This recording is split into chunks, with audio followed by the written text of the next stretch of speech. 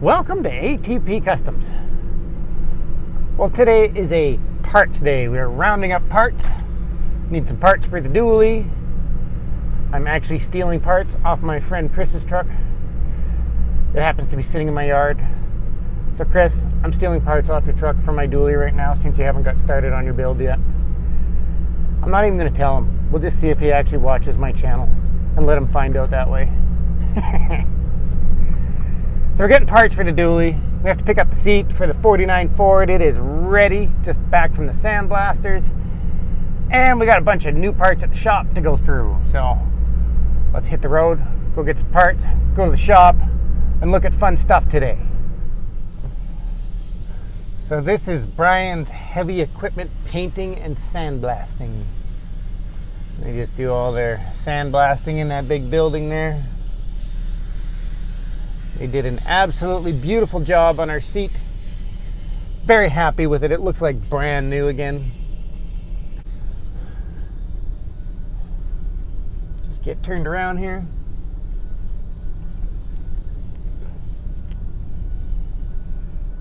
All right. I just got confirmation that the roof for the Jeep is arriving today. We have a ton of parts showing up.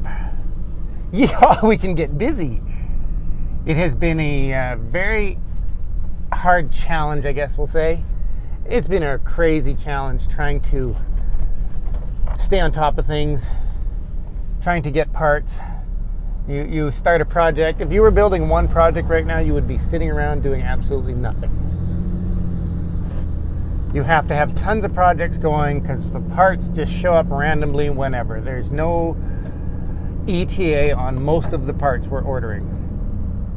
So you have to have lots of projects going on, which is really weird because as a business owner, hot rod shop owner, obviously you want to try and be organized for all your builds so you can be efficient. But when you have a parts dilemma like we are having now, and we thought it was bad, a year or two ago, we haven't seen anything yet. My suppliers are telling me that they're possibly saying 6 months minimum for any parts. They're having troubles getting C10s out of China. Tires, I ordered a set of tires yesterday and they said minimum 6 months. So that means that you have to have more projects going so you can keep working just as the parts come in. I happen to be that type of person who likes having tons and tons of projects going. I get bored just working on one project. So this actually works for me. So let's go work on lots of stuff. It's a parts day, all right. I love parts.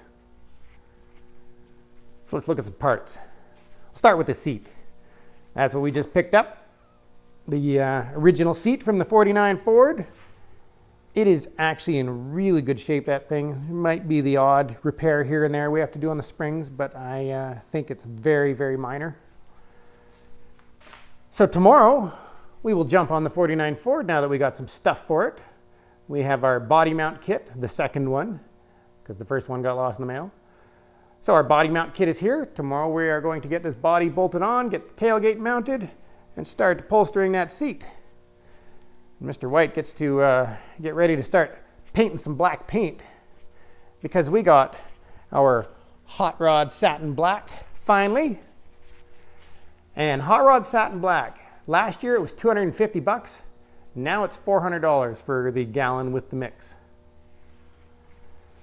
So yeah, things are going up obviously. But this is how it's going to work obviously. When we get parts, we will jump from vehicle to vehicle. To me, that keeps things exciting. Mr. White's been plugging away at this thing. It's coming along, but it is a very, very big project. So we'll bounce around, get back to that one when we are ready to make more dust around here. So the Ford's on deck all day tomorrow. It deserves some love. What else we got for parts? Oh, sorry, I missed them. White walls right there in front of me. These are Diamondback white walls. I did not know they existed, but when we needed white walls and I started looking at the price of Coker tires, I ended up coming across these guys, and this is from California Rod and Custom in Langley, BC. They are the Diamondback dealer. Took about 6 weeks to get them. And Diamondback white walls, they have a lot of different options, but they were $150 per tire cheaper than Coker tires. So we thought we'd try them. They have a nice tread design, very similar to Coker tire. They're supposed to improve the handling of this truck compared to what was originally on it. And that's what we're going for. We just want to improve the handling a little bit. They're a fairly tall tire, just like the old Fords originally had, so might help with the gearing on this thing, being it's the original flathead 6-cylinder. I don't imagine it has a lot of power. Never have I been in one of these original old trucks, but I guess we're going to find out soon. So yes, Ford day tomorrow. Moving on. What else we got for parts? Well, we got floor pans and a rocker for my '69 Chevy C10 short box. The one that has the chassis over here, using it as the parts bench for the '49 Ford right now. And I do have cab corners and the other rocker all ready for it.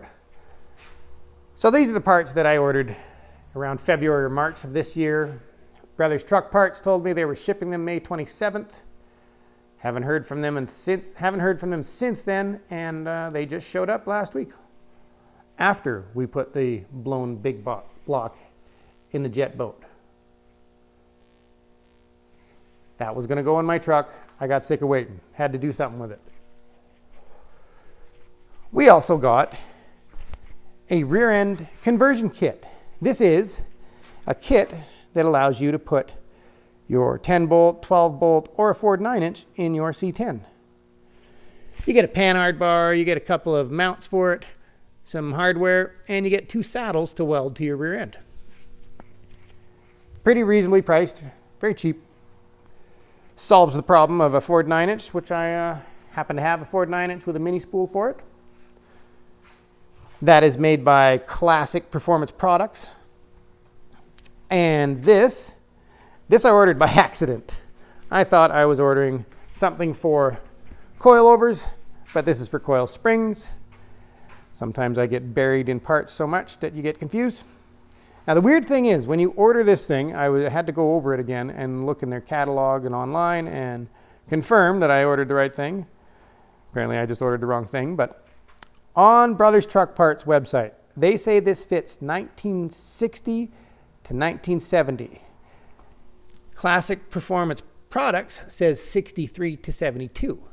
And what this is, it is a rear shock cross member and shock relocation kit. So it replaces one of your cross members, and it allows you to reposition your rear shocks, because when you lower these things 3 to 4 inches, apparently your shocks are at such an angle that they're almost non-existent. So you have to solve that somehow, and this is their solution. It is not what I want for my C10, so we will most likely be using that in my 65 Suburban or something else. That's $179 US. Looks like it's made really well. It does not resemble an offshore product like some of the ones I've seen, but it could be, not sure. Yes, we still have a set of 43-inch Mickey Thompsons. The courier has not come to pick them up. I just like putting them there so you guys get an idea, but those are not for my dually.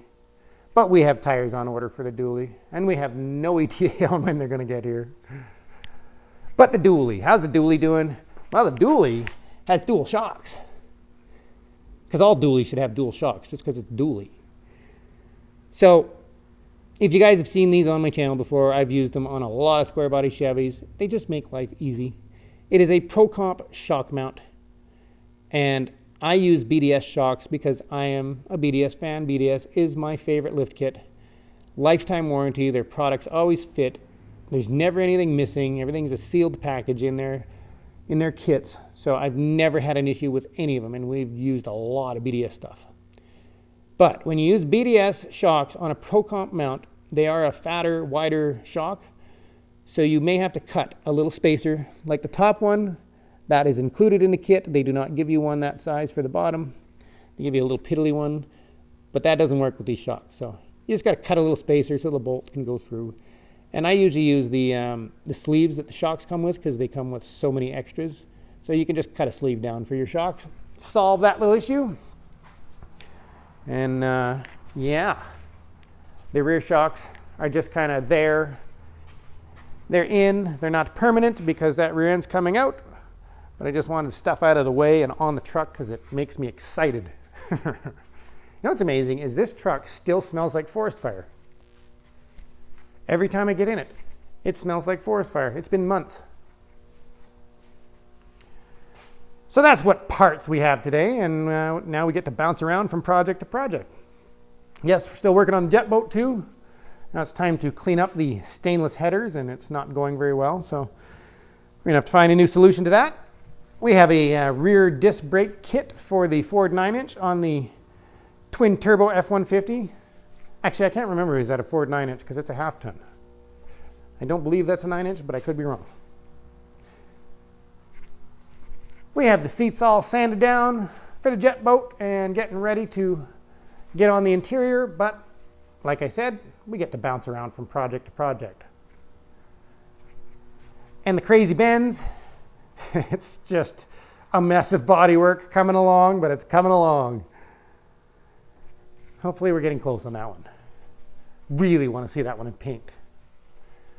But that's what a parts day looks like around here. Our Jeep roof did not show up yet. Apparently it's still clearing the border. Oh yeah, next we get to install this sway bar kit. Really not hard to install. We just have to clean up the sway bar and paint it and put them on, but that is your extension for the lift kit. And then it's time to cut the cab corners and rockers and rip the fenders off and doors off and get this thing ready for paint. That is what's going to be next. So that is your update on what we're doing. Just like showing you guys when we get lots of parts. I love parts. Might as well show you too. So thank you for watching, and I hope you subscribe.